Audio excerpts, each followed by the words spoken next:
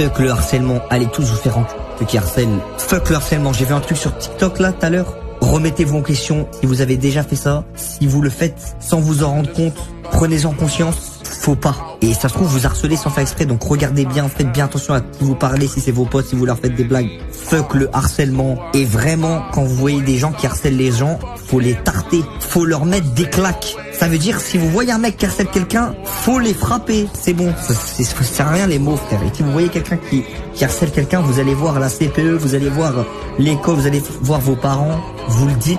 Et si l'école elle fait rien, eh ben faut mettre des teutards. S'il vous plaît, prenez quelques minutes aujourd'hui. Je vais vous expliquer pourquoi j'ai eu une grosse dépression. Je me suis fait harceler. Et oui, ça a été hyper compliqué. Je hurlais tout le temps.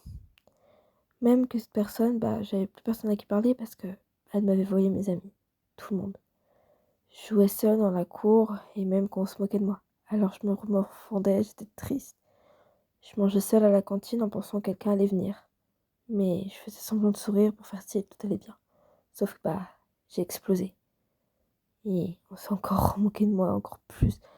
Je me suis encore homophordue, je pouvais plus sortir de ça. Alors j'écoutais de la musique pour me remonter le moral, mais c'était pire. J'avais des envies de... Vous voyez ce que je veux dire. Alors je me suis maquillée pour essayer de changer les choses. J'ai testé un nouveau style vestimentaire. Mais je me sentais encore plus mal. Je me fermais dans ma chambre et je me roulais en boule et je pleurais tellement que j'étais mal. Je faisais même semblant d'être malade pour fuir les cours et cette classe où elle était. Je restais chez moi à faire semblant d'être malade, à regarder les réseaux et à pleurer parce que j'avais plus d'amis. Mais vu que je savais que rien n'allait pouvoir arrêter, j'y suis retournée. Je me suis cachée puis je suis sortie pour essayer d'affronter, mais je suis retombée. C'était pire. On m'a regardée, on m'a dévisagée.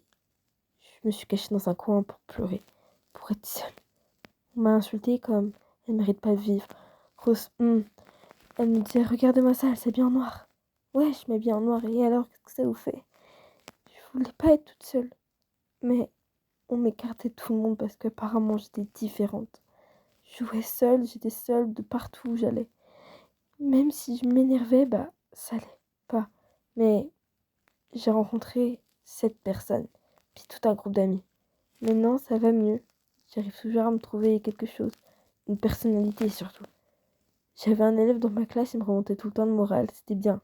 Et maintenant, ça va 10 fois mieux. J'ai changé d'attitude, mais heureusement, cette fille a changé de classe. Je ne suis plus avec elle, parce qu'elle a redoublé. Au lieu d'être en 4e, elle est en 5e. Mais bon, la morale de l'histoire, c'est faites attention aux gens et trouvez-vous des personnes solides et de bons amis.